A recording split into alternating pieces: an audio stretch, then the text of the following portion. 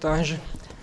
Bem, meu nome é Márcio de Deus, eu sou responsável pela rede IP da Globinet e também atuo na academia, na Universidade de Brasília e no Instituto Federal de Brasília. Lá a gente tem um grupo que vem estudando há pelo menos 10 anos o comportamento do tráfego das redes IP no Brasil. E a gente tem alguns resultados ali. Peço que, por favor, não se assustem com o tamanho do título, mas a gente, às vezes, para conseguir expressar totalmente o que a gente precisa, a gente acaba aumentando um pouquinho. Mas, basicamente, a ideia é fazer com que a gente consiga entender um pouquinho o comportamento das redes, principalmente aqui onde a gente está, né, na América do Sul. Bem, meu grupo de pesquisa, temos eu, né, o Dr. Paulo Portela e o Dr. João Leite.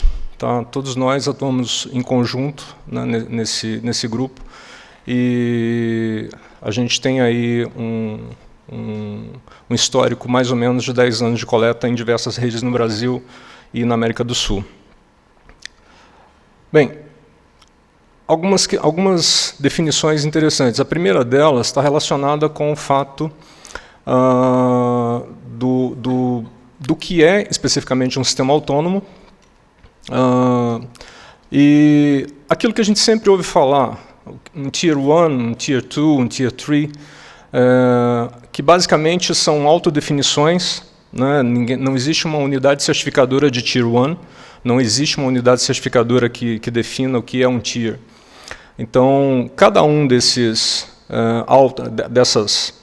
AS que auto se define tem uma motivação para isso, né? Então, normalmente está relacionado com um autorreconhecimento. Normalmente, aquele que se define como Tier 1 reconhece também outros que estão no mesmo nível. Aquele que se define como Tier 2 também reconhece outros que estão no mesmo nível. E as relações, normalmente as relações, sob o ponto de vista ali na figura horizontais, elas não têm normalmente pagamento, né, que é o que a gente busca fazer aqui, e normalmente quando as relações acontecem na vertical, tem algum tipo de pagamento entre elas. É claro que a gente sempre está interessado em evitar esse pagamento de uma forma geral, mas eu tenho uma situação estranha, porque eu vivo nos dois lados. Eu estou do lado da academia e estou do lado da indústria. Então, eu entendo que a gente precisa... Eu acho que hoje de manhã a gente teve uma discussão interessante aqui, que diz respeito à questão da... Se não me engano, foi o Eduardo Parágio que estava falando sobre isso, a questão da sustentabilidade do sistema, né? O sistema precisa se sustentar, então a gente precisa entender onde de fato é vantajoso e onde de fato a gente poderia estar destruindo valor. Com relação, então, após essa definição, a gente tem uma questão interessante que é definir o que é a política, o que são políticas, né? O primeiro ponto interessante que vem na cabeça de todo mundo, quando a gente começa a tratar sobre protocolos de roteamento, é que o BGP, né, é responsável pelas políticas de um determinado AS. Na verdade, o BGP ele apenas reflete o tipo de estrutura, né, que uma determinada empresa, né, que resolva constituir um AS resolva fazer. Quer dizer, o BGP nada mais é do que simplesmente um operacionalizador de política. Bem, e por que a gente está falando sobre isso? A gente tem, lá no BGP, existe um fluxo pré-definido de tomada de decisão. E as tomadas de decisões do BGP estão todas relacionadas com uma sequência pré-determinada pelo protocolo. Mas essa sequência pode ser, não a sequência, mas a importância de cada uma dessas decisões pode ser modificada em função do tipo de necessidade que o BGP esteja querendo traduzir. Então, ali eu estou apontando ali para digamos, uma tomada de decisão baseada no prepend, que é o ASPF, que é um parâmetro que a gente usa bastante né, e eu queria que vocês prestassem atenção nesse parâmetro especificamente. Então, com relação à política de decisão, lá, normalmente, tá, o ASPF ele fica ali por volta do terceiro nível. Tá? Dependendo do roteador, isso pode ser colocado como quarto, em função dele levar em consideração também por onde ele aprende o tipo de rota. Com relação à estratégia de uso do prepend, e aqui a gente já começa a entrar um pouquinho na questão da estratégia mesmo do uso, a gente vê que, comparando com os demais, ele está numa prioridade a pior possível. Tá? E daqui a pouco a gente vai entender o porquê que eu estou falando tanto disso. A gente, aqui na América do Sul, de uma forma geral, e aí eu não estou falando só do Brasil, estou falando da Venezuela, estou falando da Colômbia, que tem tráfegos com valores bem expressivos. Normalmente, a gente tem uma condição de assimetria intensa. Tá? Isso faz com que, no momento que a gente precisa fazer um balanceamento ou modificar um perfil de interesses de tráfego, né, isso não aconteça porque eu quero, tá? Ou no momento que eu quiser. Isso vai acontecer, na verdade, quando o AS que estiver me mandando aquele retorno, aquele tráfego, quiser fazer. Né? Porque essa é a premissa básica de um sistema autônomo. Eu, na verdade, só consigo controlar aquilo que está saindo. Eu não controlo o que está chegando. Né? Eu não consigo controlar o que o outro está fazendo. Então, isso é um problema interessante. É um problema comum, a maioria de nós aqui enfrenta isso diariamente, mas é algo interessante. E, sob o ponto de vista de assimetria, a gente tem dois tipos, pelo menos, de assimetria que a gente pode relatar aqui. Né? A gente pode ter assimetria de caminho e a gente pode ter assimetria no mesmo caminho. Né? Então, eu posso ter uma requisição que vai por um caminho e retorna por outro, né? Aí observando como caminho o descrito no BGP, e eu posso ter assimetria também no mesmo caminho. Tá? Essas duas assimetrias, elas têm impactos diferentes no momento que eu quero controlar e fazer o controle do que está chegando na minha rede, e principalmente com relação ao balanceamento. Tá? Quando a assimetria acontece por diferença de caminho, ela é um pouco mais complicada para eu conseguir fazer com que um balanceamento possa acontecer. E aí todas as técnicas que todos nós aqui conhecemos de tentar colocar prepend, usar prepend de uma forma extensa, dividir para conquistar, no caso, né? Quanto mais rotas eu mando, mais eu consigo tentar fazer o controle. Então, isso tudo nos interessa bastante, é algo que a gente faz rotineiramente. O problema é descobrir, de fato, de onde o tráfego está vindo, ou para onde o tráfego está indo, né? Quem, de fato, está solicitando. Né? Só do ponto de vista de assimetria de caminho ou de enlace, ali tem um exemplo de uma rede, de uma coleta, onde, basicamente, ali eu tenho 90% do tráfego, né, no sentido, no downstream, entrando na minha rede, e muito pouco saindo, né, exemplificando de forma intensa ali uma simetria de caminho ou de enlace. Ali pode ser de caminho, pode ser de enlace também. Né?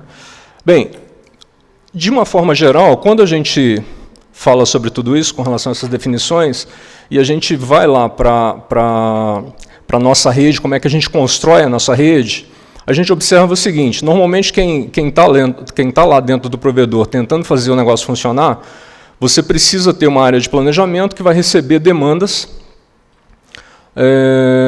e que vai ter lá uma série de informações da rede existente, e com base nessa informação vai ter que tomar uma decisão. Essa decisão, normalmente, ela está relacionada com ampliação de capacidade, ampliação de links, ampliação de equipamentos, né, capacidade de processamento. E isso normalmente precisa acontecer com uma antecedência mínima, porque eu preciso comprar os equipamentos, e eu preciso importar esses equipamentos, na maioria das vezes eu preciso importar esses equipamentos, e isso vai me fazer levar bastante tempo. Então, uma das propostas que a gente já vem fazendo no grupo já há algum tempo é não deixar que esse ciclo aconteça apenas algumas vezes ao ano, né, mas gerar uma condição para que eu consiga ter um controle absoluto, né, em cima do que está sendo monitorado. Tá? Então, a monitoração é absolutamente necessária e deve acontecer de forma intensa para que eu consiga, de fato, ter um ciclo de planejamento completo. Tá? Hoje, sob o ponto de vista do estado da arte, nessa área especificamente, tá, a gente tem alguns trabalhos já publicados, e aí começando lá em 2007, que é um trabalho da Renata, onde ela tenta fazer o controle, né, de redes com características de assimetria, onde, em função do tráfego que está saindo, ela tenta controlar a entrada. Um problema que a gente vê ali é o fato da solução se aplicar para redes com um percentual de assimetria praticamente nulo. Tá? Então, quando eu tenho uma rede, né, eu tenho, por exemplo, 2 Tier 1s que estão trocando tráfego, né, e aí eu tenho uma condição de assimetria muito pequena, tá, esse tipo de controle pode funcionar muito bem. No momento que eu tenho um desbalanceamento muito grande, quer dizer, eu tenho um sistema completamente assimétrico, esse sistema, essa proposta do tie-breaking da Renata já não funciona tão bem. Uma outra possibilidade aqui seria com a utilização de um outro parâmetro, que é o MED, né, formando uma rede ou uma comunidade de MEDs, né, fazendo com que, em função do uso desse parâmetro, né, os participantes daquela comunidade pudessem ou possam trocar informação de forma tal que entre eles possa haver balanceamento. O problema dessa digamos, tentativa é que você precisa modificar internamente o funcionamento dos equipamentos. Então, você vai precisar lá modificar o software dos equipamentos para que isso aconteça. E tem uma solução da TIT, que é uma solução também muito interessante, que ela trabalha também com assimetria. Né? Algumas redes internas, no caso da TIT, principalmente quando a gente fala de tecnologias distintas, móvel com fixa, né, tem algumas características de assimetria, e a própria TIT propôs, e na verdade hoje alguns roteadores da TIT trabalham com essa possibilidade, que é fazer com que os roteadores, né, todos os roteadores se comuniquem e troquem informação de tráfego entre eles. Com base nessas informações que são trocadas, os próprios roteadores tomam a decisão de fazer o balanceamento entre eles. Né? Mas é uma solução absolutamente proprietária. Tá? Ela funciona, mas é uma solução absolutamente proprietária. Então, sob o ponto de vista de solução, de possibilidade de solução, a gente pode ter aí, para resolver o problema da simetria, de uma forma geral, a gente pode ter uma solução completamente não intrusiva, uma solução intrusiva e uma semi-intrusiva. A não intrusiva seria basicamente a gente não mexer em nada do que existe. Tá? Então, aquilo que existe, aquilo que a gente vai simplesmente trabalhar com aquilo que a gente tem nas mãos em termos de equipamento, não propor nenhuma modificação lá, nem no I3E, nem no IETF, não fazer nenhum tipo de proposta e trabalhar com aquilo que a gente tem. Esse tipo de solução tem uma conotação muito interessante, porque você não precisa modificar nada, mas exige um trabalho de monitoração muito forte e exige um conhecimento muito, muito intenso da rede para que você consiga tirar algum tipo de vantagem disso. A solução intrusiva é a solução parecida com a da TIT, né, qualquer solução que você tenha que modificar, E uma semi-intrusiva é um caso, são casos, a gente tem uma proposta no nosso grupo também, de, sem precisar modificar totalmente o funcionamento, fazer troca utilizando os campos de informação, os campos informativos do BGP, para troca de informação entre os participantes ou partícipes. Né? Essa também seria uma solução interessante, porque aqueles que não quiserem, né, utilizar essa solução, simplesmente descartam essa informação e o resto se passa como se nada tivesse acontecido. Então, a nossa solução, né, uma proposta que a gente estudou, que a gente vem estudando já há algum tempo, da interferência racional, ela está muito baseada no conhecimento especialista. Tá? Então, um dos pontos interessantes com relação ao uso do conhecimento especialista é a gente ter certeza que aquilo que a gente faz, né, e aquele conhecimento que está ali divulgado nos fóruns, aquele conhecimento que está na cabeça de cada um de nós, né, possa de fato ser utilizado e que a gente consiga ter, extrair dali, na verdade, de fato, uma condição onde a gente possa garantir efetividade. Então, nessa solução, o que mais importa para a gente é fazer com que o especialista, né, seja o ator principal e a gente consiga definir de fato, né, quem pode e de que forma pode ajudar ou atuar para fazer com que o sistema de fato tenha uma melhoria, tenha um grau de melhoria em função da efetividade, né, e principalmente garantindo que, no momento que eu fizer uma modificação na rede, que essa modificação não vai me levar para uma situação de instabilidade. Então, na solução, a gente tem ali um exemplo, né, de um ciclo que a gente repetiu durante... na verdade, isso é uma simulação, a gente repetiu esse ciclo durante 389 vezes. Isso levou cerca de 1 mês e meio para a gente simular em uma máquina com 16 processadores. Mas é bastante interessante ali o fato da gente conseguir perceber, né, que, de fato, quando a gente utiliza a informação de forma a nos beneficiar e utilizar a informação que a gente já tem de forma a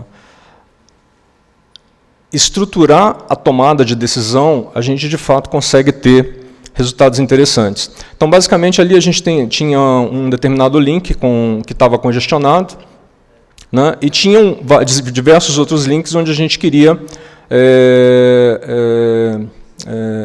fazer o seu uso, né, de forma a balancear aquele tráfego. Então, a primeira coisa que a gente precisa fazer nesse caso, né, aí lançando mão no conhecimento especialista, é fazer uma caracterização da rede. Então, no primeiro momento, eu tô aqui conduzindo o meu AS e está vindo um tráfego para mim, né, e eu tenho mais de um link que eu quero utilizar, mas até aquele momento eu estou basicamente lá com um único link congestionado. Então, o que eu tenho que fazer para melhorar essa condição? Primeiro, eu tenho que conhecer o meu ambiente, então eu vou caracterizar a minha rede. Então, eu vou lá, faço a caracterização da minha rede. Né? Aqui, basicamente, um método que a gente utilizou foi basicamente ir lá na tabela e verificar o que a gente tinha disponível em termos de informação e utilizar essa informação de fato. Né? Com base nessa informação, né, construir, né, uma topologia baseada no que o BGP estava disponibilizando ali para a gente, né, e a partir dali a gente poder agora caracterizar o tipo de tráfego que a gente estava trabalhando.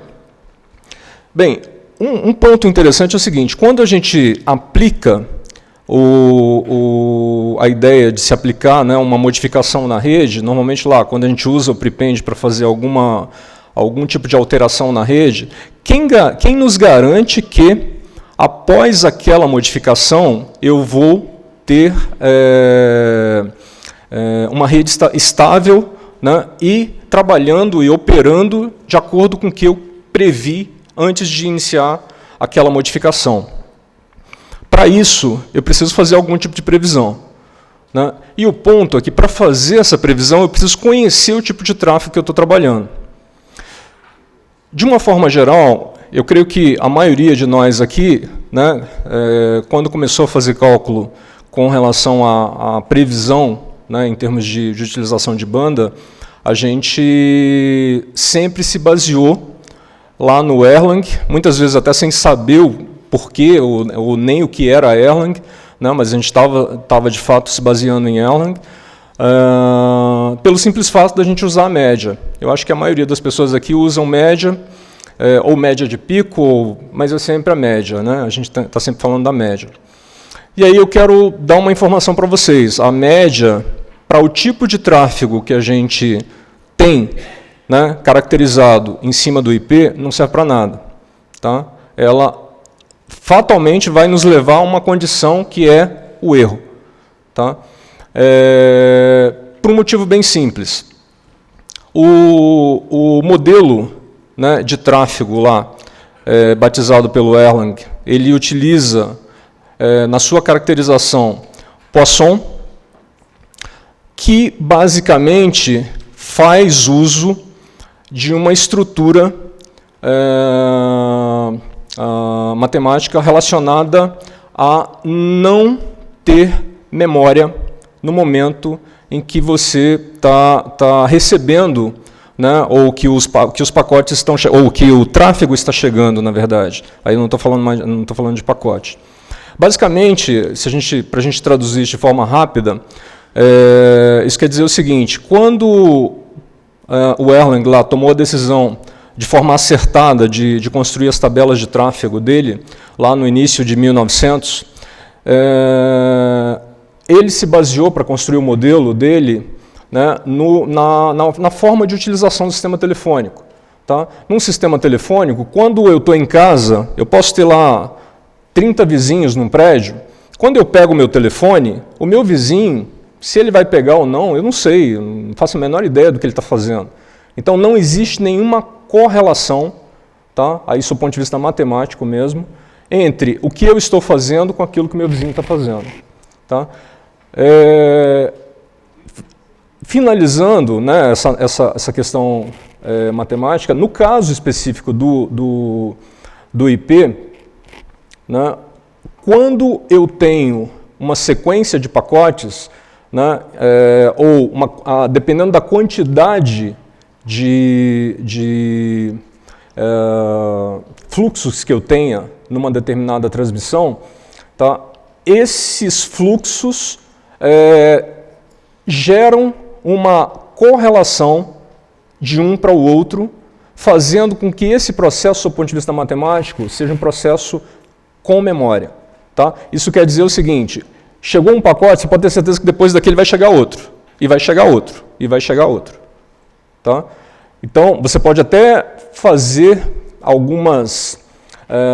pode até colocar algumas premissas, dependendo do tipo de protocolo que você esteja utilizando, né, com relação ao número de pacotes que vão chegar, mas que vão chegar, vão. Né? Então, a forma, né, do ponto de vista matemático, de determinação de banda é diferente. Então, por esse motivo, cuidado no momento que você estiver fazendo planejamento de rede, tá, na utilização de banda média. Tá? Banda média, para esse caso específico, quando a gente está falando aqui do IP especificamente, de fato não é a melhor opção para a gente fazer planejamento. Tá? E isso acaba gerando um problema que é ou a gente superestima ou a gente subestima. Normalmente a gente superestima. Tá?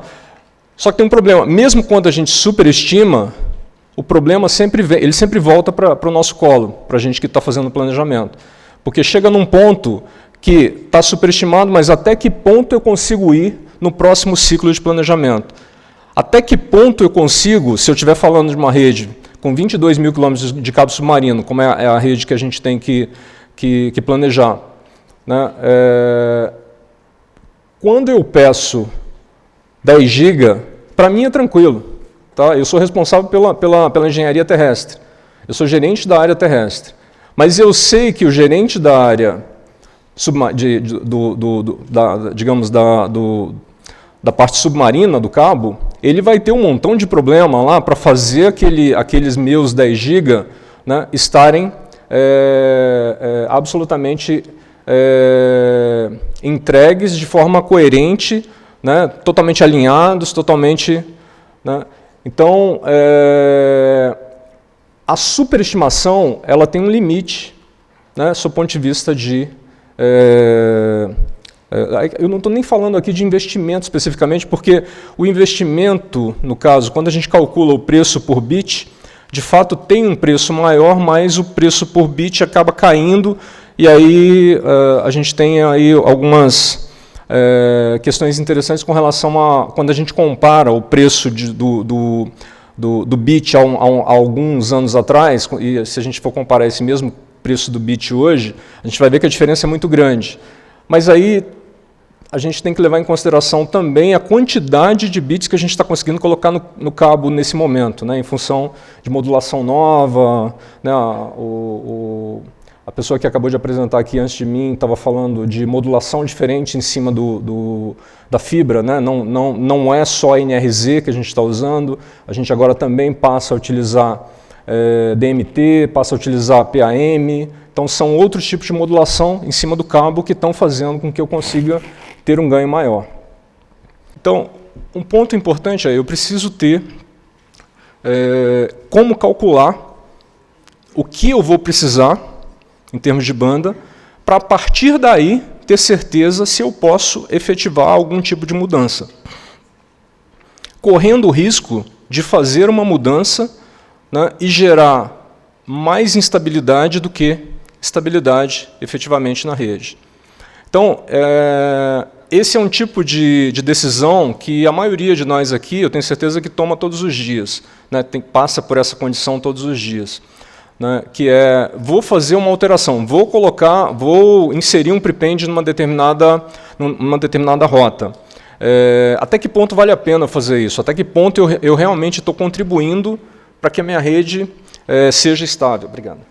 Então, ali basicamente eu estou mostrando com aquelas curvas, né, estou só provando com aquelas curvas ali, que de fato, né, o tipo de tráfego que a gente está falando aqui, ele não corresponde ao tráfego de Poisson.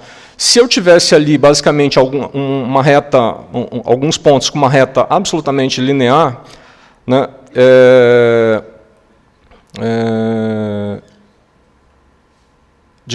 desculpa, uma reta absolutamente uniforme, eu teria um tráfego poissoniano. Como eu não tenho, na verdade, aquele tráfego ali, ele não é poissoniano. Tá? Ele tem uma condição onde, de fato, eu posso afirmar que é um tráfego que tem muita memória, né? A memória está muito presente nele. Né? A gente fez ali só um teste de aderência, só para verificar se isso que a gente está falando, de fato, é verdadeiro. Né? E as amostras de fato são gaussianas, significa que elas têm, de fato, uma condição muito próxima, né, do tráfego com memória, que é o que eu estou querendo demonstrar aqui. Ali também dá só o teste do Q², uma CDF do teste do Q², só mostrando realmente que a gente tem um grau de correlação muito alto.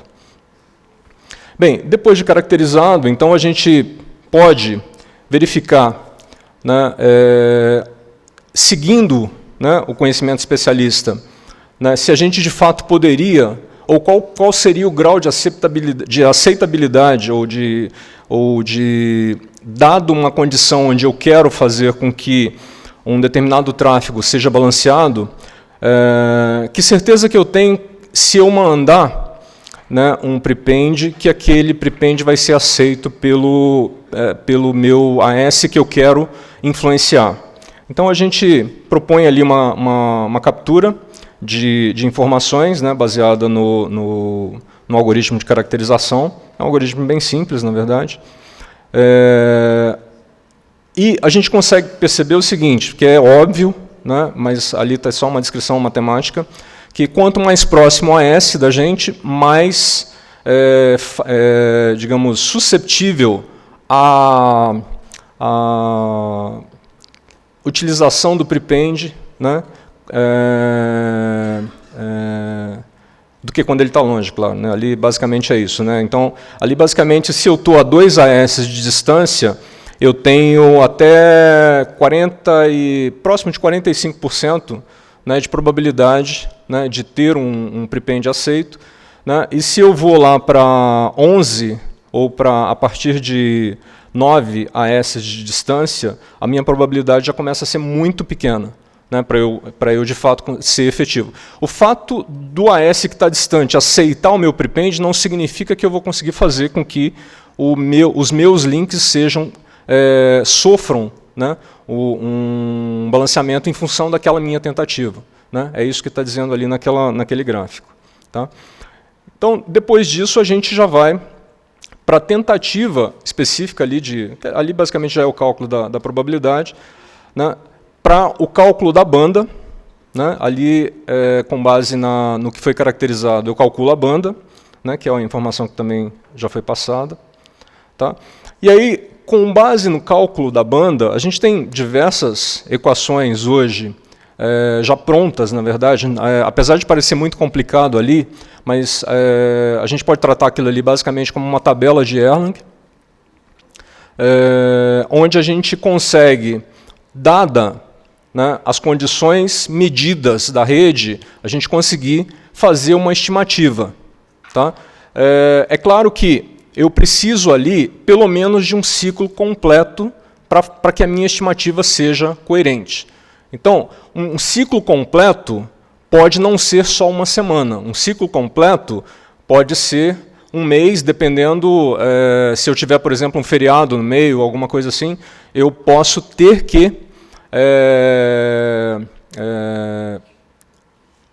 incluir, na verdade, um tempo maior para conseguir ter um ciclo completo e, a partir dali, né, ter condições de determinar qual é a banda efetiva que eu preciso para efetivar uma alteração na rede. Aqui tem uma questão interessante, eu usei um termo que eu queria chamar a atenção de vocês. A gente sempre fala em banda, e agora eu usei o termo banda efetiva. Tá? A banda efetiva é a banda que eu necessito em função de uma determinada condição. Então, por exemplo, se o mais importante para mim é a latência, a minha banda efetiva é aquela que vai me gerar a latência que eu preciso. Tá? Então, a banda efetiva ela está sempre relacionada com algum parâmetro, tá, que a gente vulgarmente chama de parâmetro de qualidade. Tá?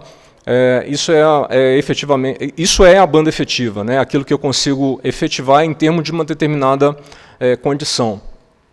A gente também fez algumas simulações. Eu indico esse software, o Omnet, é um software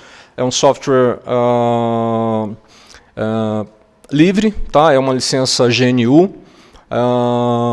É muito interessante, é um software muito interessante. Ele é todo, as bibliotecas já estão todas prontas. Ele tem biblioteca e é um software vivo também. Ele tem muita gente, principalmente na Europa, utilizando.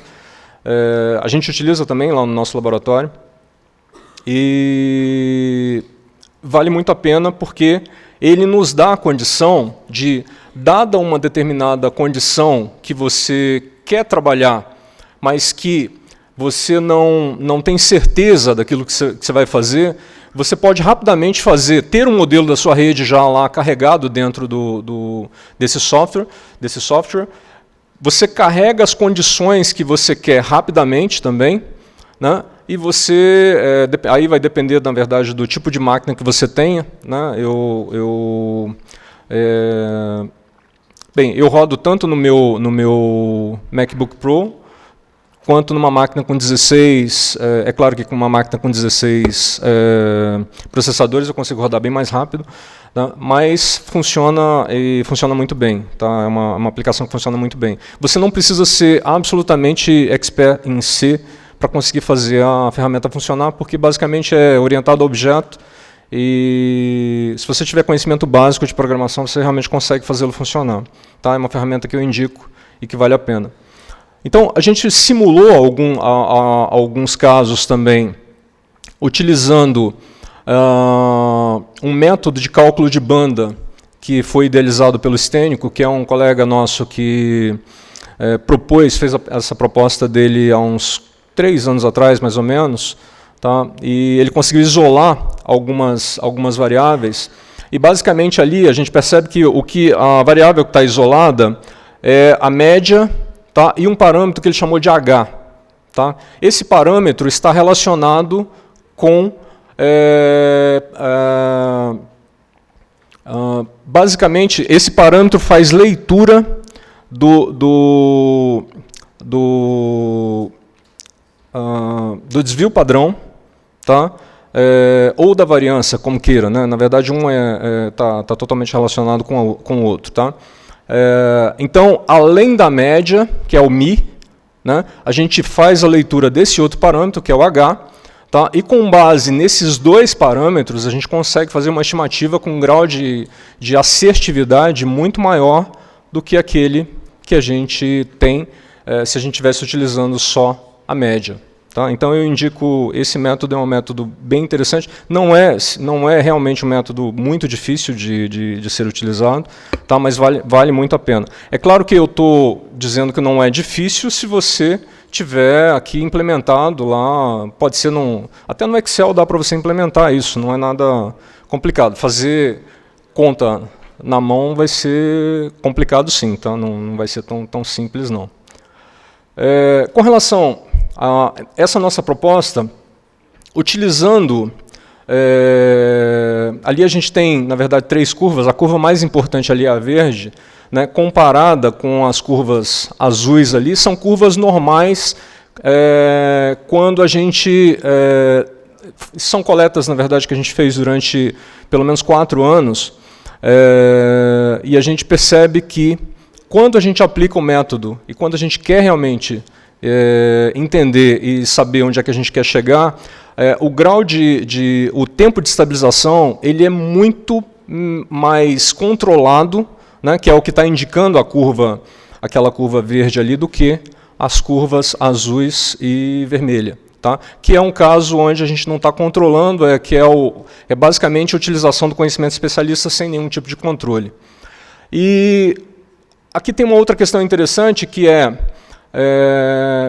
óbvio, tá? Mas a gente foi provar isso também, porque apesar de ser óbvio, a gente precisava provar isso.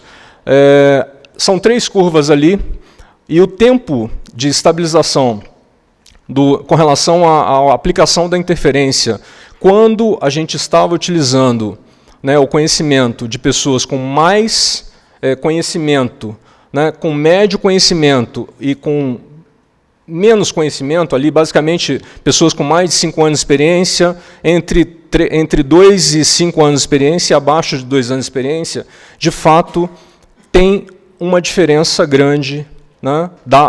A diferença é bem clara ali na curva com relação à efetividade digamos, da aplicação da interferência racional em cada um desses casos. Tá? Então, aquilo ali está basicamente justificando que, de fato, a experiência vale. Tá? É óbvio, mas a gente precisava demonstrar isso. Bem, sob o ponto de vista da utilização, então, da interferência racional, a nossa experiência diz que vale a pena, sim, a gente utilizar e a gente conhecer melhor o perfil de tráfego que a gente tem. Hoje também eu já ouvi aqui algumas palavras que eu fiquei bastante feliz, que é a questão a gente poder entender o interesse de tráfego e utilizar esse interesse de tráfego de forma... obrigado. E entender o interesse de tráfego de forma a nos beneficiar. Então, só concluindo, né, eu queria agradecer a vocês pela oportunidade, né, agradecer Júlio, o pessoal aqui do X9. Eu gostei do nome, tá? Apesar de, ainda bem que é uma democracia, né? A gente pode gostar ou não. Então eu gostei muito do nome, agradeço. E eu estou disponível aí, tanto do lado... Eu tenho uma vida dupla, né? Eu não sou agente secreto, mas tenho uma vida dupla, que eu estou do lado da universidade, estou do lado da indústria também. Então agradeço e fico feliz por ter podido conversar um pouquinho com vocês. Muito obrigado.